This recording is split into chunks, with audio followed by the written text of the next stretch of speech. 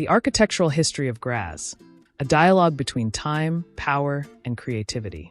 Graz, the capital of the Austrian province of Styria, stands as one of Europe's most architecturally layered cities.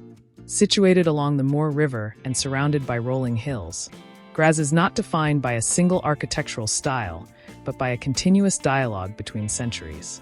From medieval fortifications and Renaissance courtyards to Baroque palaces, historicist facades, and daring contemporary landmarks, the city's architecture reflects political ambition, cultural exchange, and artistic experimentation. Graz is a place where history was not erased by modernity, but carefully integrated into it, earning the historic center a UNESCO World Heritage designation in 1999 and its modern architecture international acclaim in the decades that followed. Early foundations, from settlement to medieval stronghold. The architectural story of Graz begins long before written history.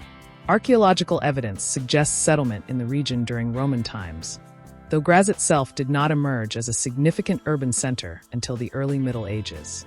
The city's name is derived from the Slavic word Gradec, meaning small castle, referencing a fortified settlement on what is now the Schlossberg Hill. By the 12th century, Graz had become an important regional center under the rule of the Babenbergs and later the Habsburgs. Medieval Graz was shaped by defense needs. Thick city walls, gates, towers, and narrow streets defined its urban fabric. The Schlossberg fortress dominated the skyline, serving as a military stronghold that protected trade routes through Styria. Although much of the fortress was dismantled in the early 19th century, remnants such as the Clock Tower, Erdturm, and Bell Tower, Glockenturm, remain iconic symbols of the city. Medieval architecture in Graz is characterized by modest stone buildings, Gothic churches, and functional civic structures. St. Giles Cathedral, Domkirch, though later transformed, has medieval origins and reflects the spiritual and political power of the church during this period. The city's organic street layout, still visible in the historic center, preserves the spatial logic of a medieval trading town. Renaissance Graz, a Habsburg showcase. The 16th century marked a decisive turning point in Graz architectural evolution. When Graz became the residence of the inner Austrian branch of the Habsburg dynasty, the city transformed into a political and cultural capital. This new status attracted Italian architects, artists, and craftsmen, who introduced Renaissance ideals to Graz. Italian Renaissance architecture found fertile ground in the city. The Landhaus, designed by Domenico Dell'Olio, stands as the most significant Renaissance building in Graz. Completed in the mid-16th century, it features a magnificent arcaded courtyard inspired by Italian palazzi. The Landhaus symbolized civic pride and political authority, housing the Styrian provincial government. Private residences also adopted Renaissance features. Inner courtyards, ornamental portals, and harmonious proportions became hallmarks of Graz urban architecture. The city's dense fabric of narrow streets was softened by elegant courtyards hidden behind facades, many of which remain intact today. This blending of public restraint and private refinement is one of Graz's most distinctive architectural qualities. Baroque splendor and Counter-Reformation influence. The 17th and early 18th centuries ushered in the Baroque era, deeply influenced by the Counter-Reformation. Graz became a stronghold of Catholic renewal, and architecture played a central role in expressing religious devotion and power. Baroque churches, monasteries, and palaces reshaped the city's visual identity. St. Catherine's Church and the Mausoleum of Emperor Ferdinand II are among the finest examples of Baroque architecture in Graz. Designed by Italian architect Giovanni Pietro de Pomies, the mausoleum combines theatrical spatial composition, dramatic light effects, and rich ornamentation, reflecting the emotional intensity of the Baroque style.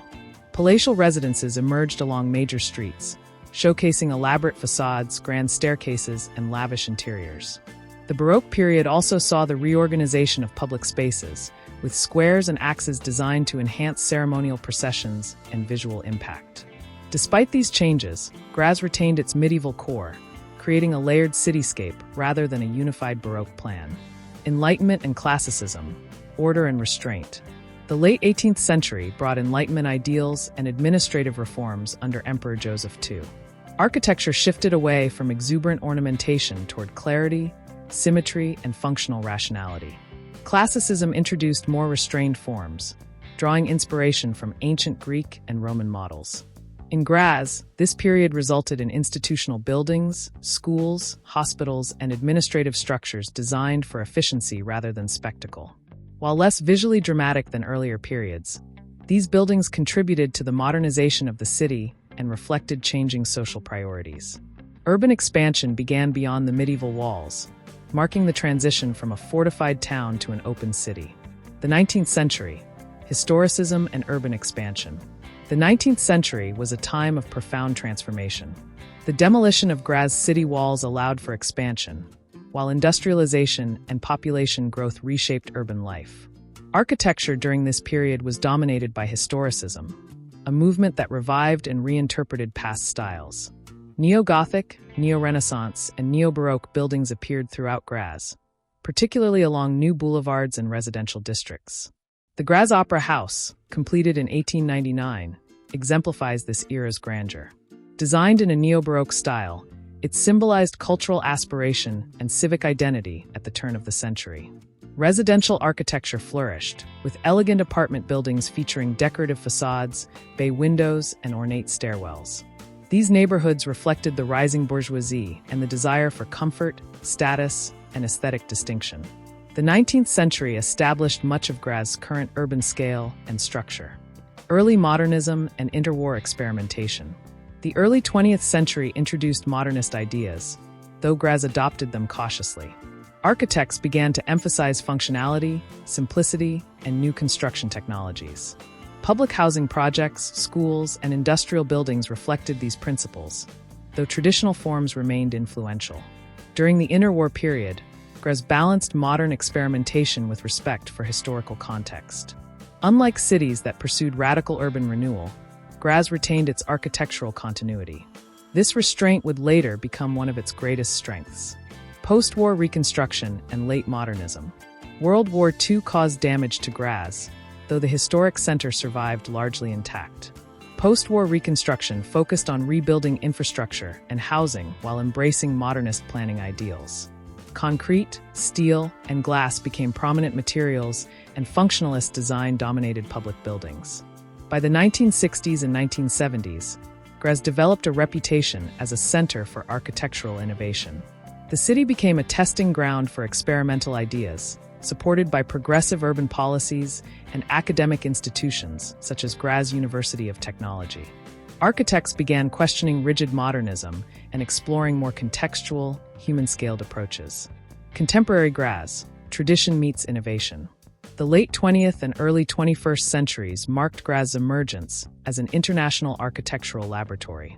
This reputation was solidified in 2003, when Graz was named European Capital of Culture. Two landmark projects symbolize the city's bold contemporary vision. The Kunsthaus Graz, designed by Peter Cook and Colin Fournier, is a biomorphic, futuristic structure often referred to as the friendly alien. Its organic form and glowing blue facade contrast dramatically with the surrounding historic buildings, yet it has become an accepted and celebrated part of the cityscape. Equally significant is the Murencell, a floating island designed by Vito Aconci. Serving as both bridge and public space, it reimagines the relationship between architecture, water, and urban life. What makes contemporary architecture in Graz distinctive is not just its boldness, but its sensitivity. New buildings are carefully inserted into the historic fabric, creating dialogue rather than disruption. This approach reflects a broader philosophy: architecture as conversation across time. Graz today, a living architectural palimpsest. Today, Graz stands as a living palimpsest of European architectural history. Its medieval streets, Renaissance courtyards, Baroque domes, historicist facades, and avant-garde landmarks coexist in a rare balance. The city demonstrates that preservation and innovation are not opposing forces, but complementary ones. Graz architecture tells the story of power and faith, of civic ambition and cultural exchange, of destruction and renewal. It reveals how a city can evolve without losing its identity, embracing change while honoring memory. In doing so, Graz offers a model for sustainable urban development rooted in history, creativity, and human experience.